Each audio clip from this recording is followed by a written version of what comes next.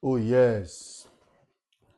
Very quickly, I want to talk on certain issues, some of the trending issues in Nigeria, Edo State to be precisely.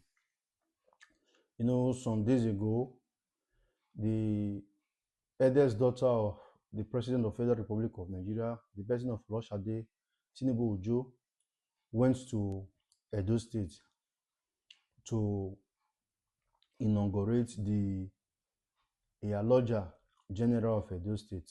She go by an appellation. She called herself as the Iyaloja General of Nigeria. Though I don't know if there is any constitutional backing. There is not I don't know.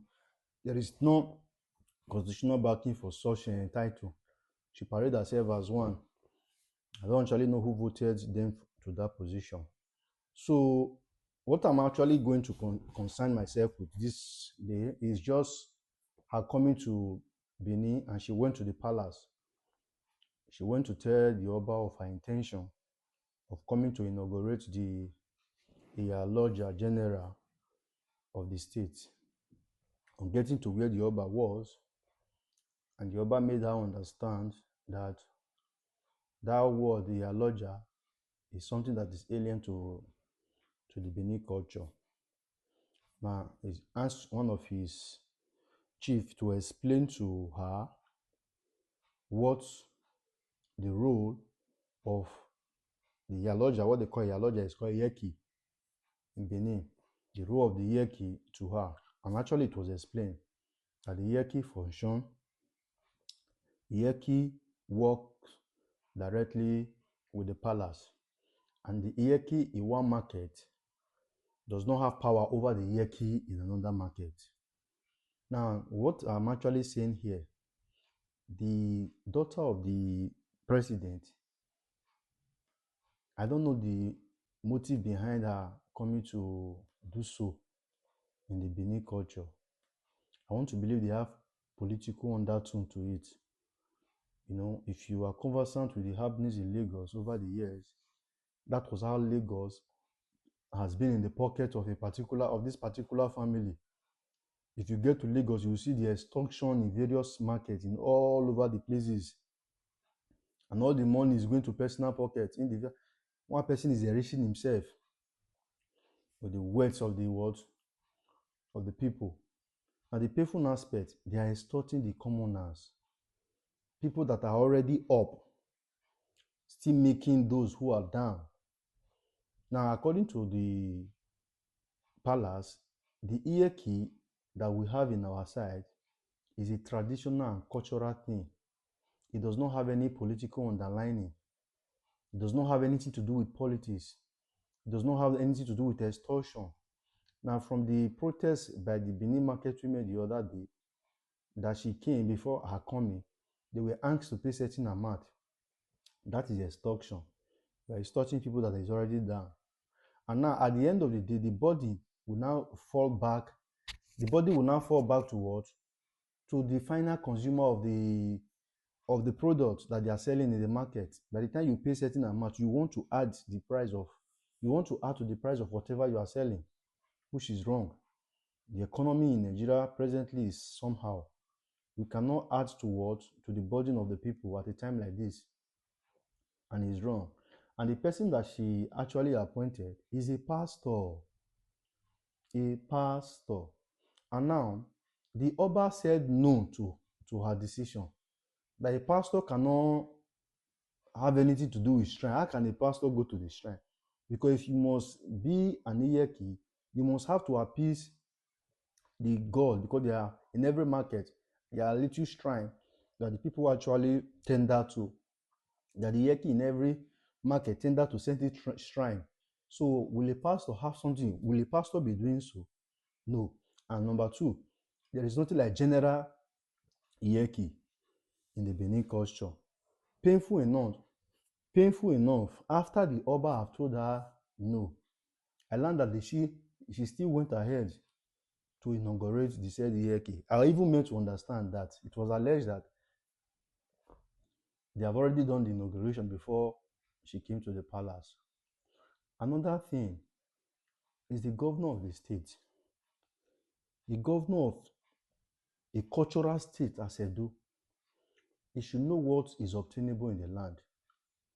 And this, it is alleged that before the election, most of the chief in the palace, though the palace is a neutral body when it comes to election, but the said governor have the backings of most of the chief, have the backing of the palace, and now he is turning around to slap them in their face, which is bad. And there will be consequences for this person flouting the decision of the palace. The Benis, they hold the palace, they hold their king, their monarch in high esteem. According to the Benis, the Edos, after God is the Oba. And now, the daughter of the president, who is not occupying any political office, who was not voted for, has come to disrespect the Oba in his own kingdom. In short, the Oba should be an emperor. He's not even a monarch. He's an emperor.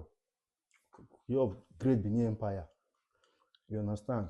Came to disrespect the whole monarch in his own kingdom. So, to the governor, and you give them the government house to do such, I want to say there are consequences for your action. There are consequences. And now some persons are saying, the Oba do not have any power. Even the local government chairman is greater than the Oba. It may be happening in other places. I want to say to you all, this is not in Benin. Benin is a different place. You know, some are comparing it with what happened in Kano, how the emir of Kano was dethroned. In Nigeria today, to me, the Oba is the only king. He's a born king. Not every other king that is being made and elected. This one is a born king. Even before Nigeria, they have been that kingdom. That kingdom is older than Nigeria. You understand?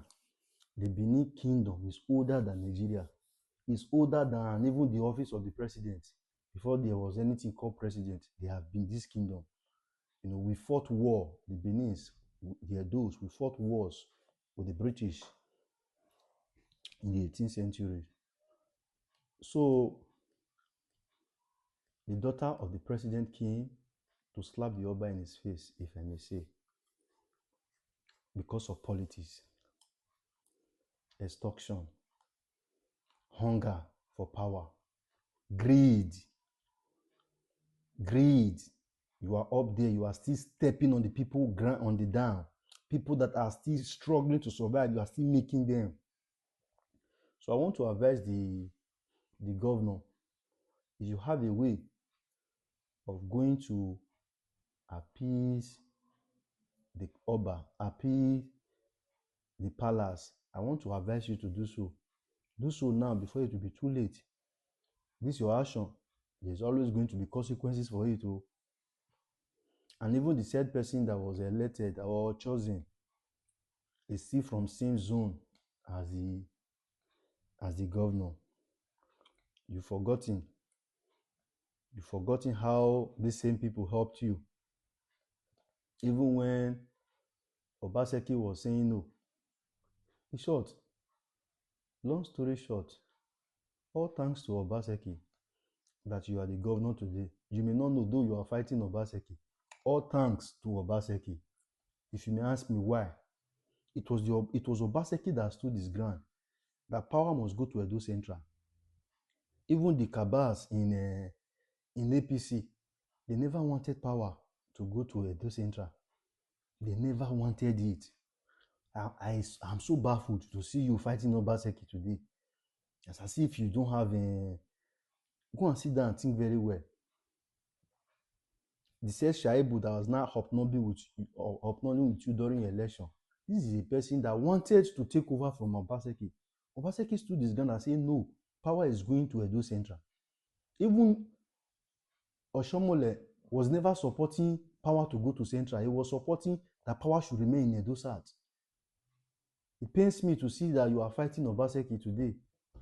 You know? So long story short, Mr. Governor, do well as to go into the palace to appease the Oba. Plead with the Oba for forgiveness and mercy. I want to believe he will forgive you. Thank you very much. That's all I have to say for now.